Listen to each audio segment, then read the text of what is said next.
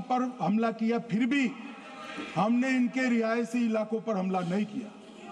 सिर्फ इनके एयरबेस और एयर डिफेंस सिस्टम को निशाना बनाया और उनकी आक्रमण करने की क्षमता को पंगु कर रख दिया। हमारी पूरी सेना, पूरी वायुसेना, पूरी नौसेना अक्षुण्ण थी और उनकी हमला करने की क्षमता को हमने छिन्न विछिन्न कर दिया। पाकिस्तान के पास शरण में आने के अलावा और कोई चारा ही नहीं था। इसलिए मान्यवर, इसलिए 10 मई को डीजीएमओ ने, पाकिस्तान के डीजीएमओ ने भारत के डीजीएमओ को फोन किया और 5 बजे हमने इस संघर्ष को विराम किया। अब मान्यवर,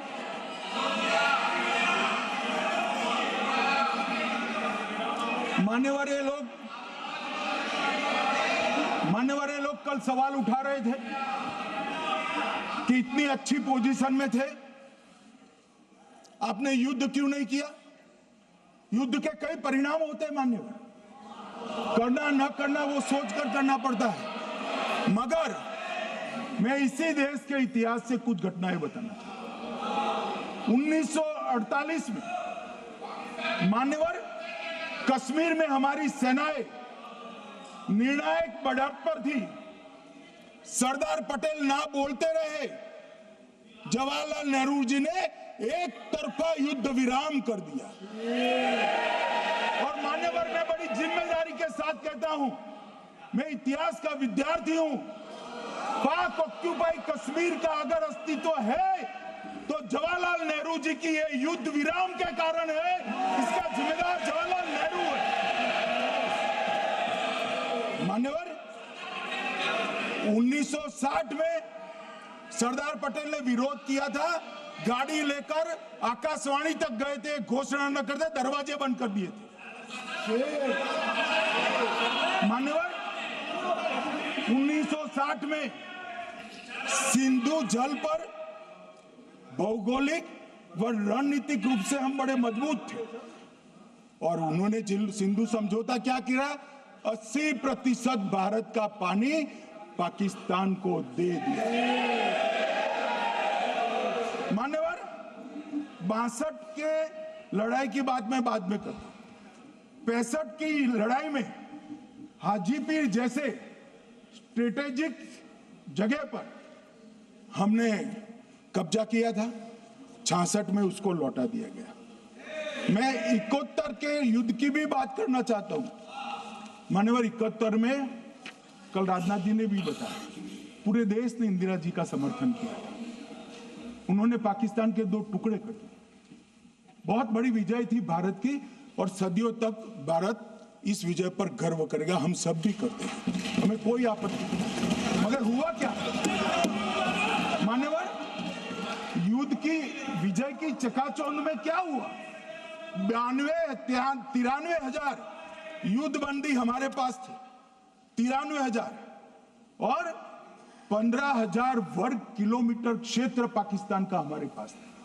93 हजार युद्धबंदी, उस वक्त की पाकिस्तान की सेना का 42% और 15,000 वर्ग किलोमीटर क्षेत्र।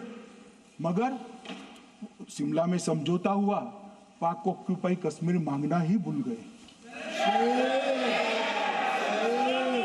अगर उस वक्त पाक ऑक्यूपाई कश्मीर मांग लेते, न रहेगा बांस, न बजती बांसुरी।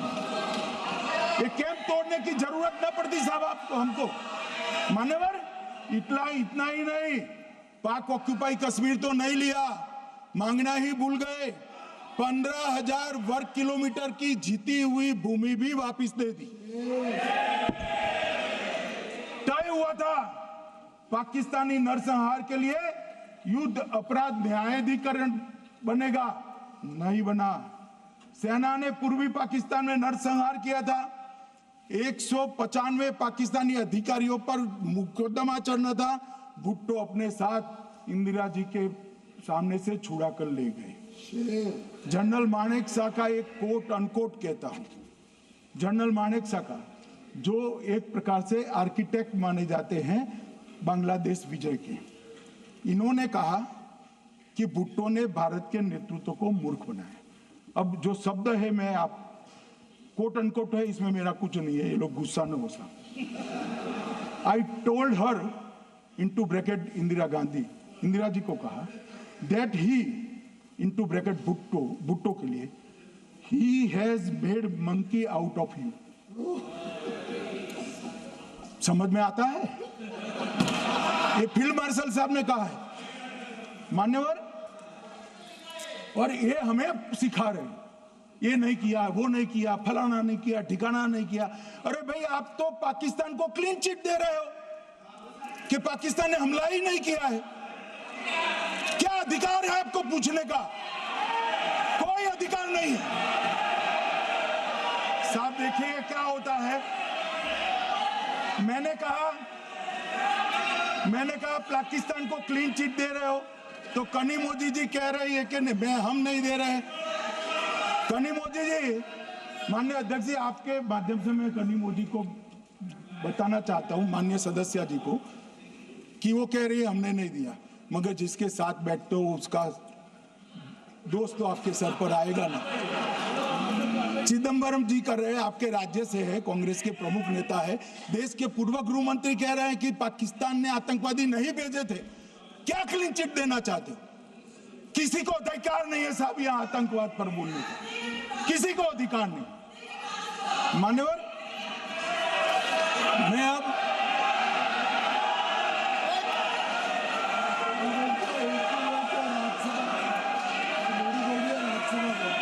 मान्यवर, मैं उनको बताना चाहता हूं, अभी आधा भी नहीं हुआ, जरा सुनो।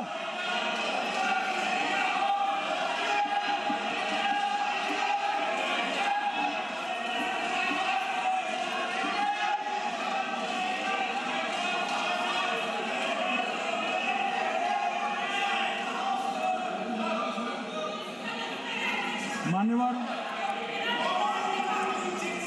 62 के चीन में क्या हुआ, 62 के युद्ध में क्या हुआ?